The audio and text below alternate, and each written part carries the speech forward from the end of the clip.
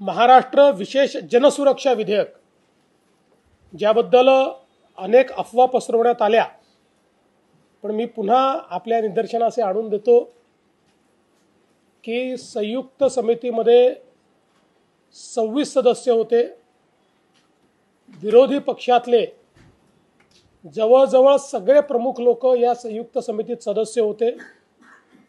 सगळ्या बैठका अतिशय खेळीमेळीच्या वातावरणात त्या ठिकाणी पार पडल्या। क्लॉज बाय क्लॉज एकेका क्लॉजवर त्या ठिकाणी चर्चा झाली। ज्या सुधारणा विरोधकांनी सुचवल्या त्यातल्या ज्या योग्य होत्या त्या क्षणी समितीचे अध्यक्ष श्री चंद्रशेखर बावनकुळे यांनी स्वीकारल्या आणि त्यानंतर अंतिम ड्राफ्टचं वाचन देखील झालं समितीपुढे आणि तो ड्राफ्ट मान्य करण्यात आला। कुठल्याही सदस्याने भिन्न मतपत्रिका याला दिली नाही। समितीमध्ये एकमताने हा प्रस्ताव मान्य करण्यात आला आणि मग तो सभागृहातही दोन्ही सभागृहांनी मान्य केला।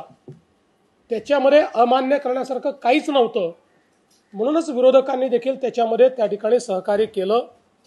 हे ठीक आहे की नंतर कदाचित काही दबाव त्यांच्यावर आला आणि त्या दबावामुळे बाहेर त्यांनी वेगळी भूमिका घेतली, पण मी आजही सांगतो की छातीवर हात ठेवून जर विरोधकांनी या ठिकाणी सांगितलं तर याच्यामध्ये ते कुठल्याही प्रकारची त्रुटी काढू शकत नाहीत।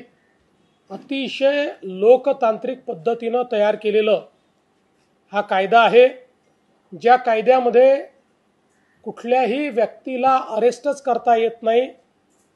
या कायद्यामध्ये संस्थेवर बंदी टाकता येते आणि मग त्या बंदी संस्थेचे जे काही त्या ठिकाणी कार्य करणारे लोक असतील त्यांच्यावर ॲक्शन घेता येते आणि ही बंदी टाकण्याकरताही पहिल्यांदा सगळे पुरावे घेऊन हायकोर्टाचे जज आणि जिल्हा न्यायाधीश आणि पीपी अशा मंडळापुढे जावं लागतं।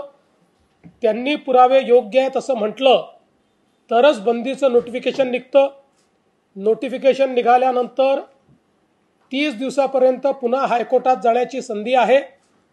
त्यामुळे सगळ्या प्रकारची संधी देऊनच ही पुढची कारवाई या ठिकाणी होते आणि म्हणून हे विधेयक या ठिकाणी पास झालेलं आहे।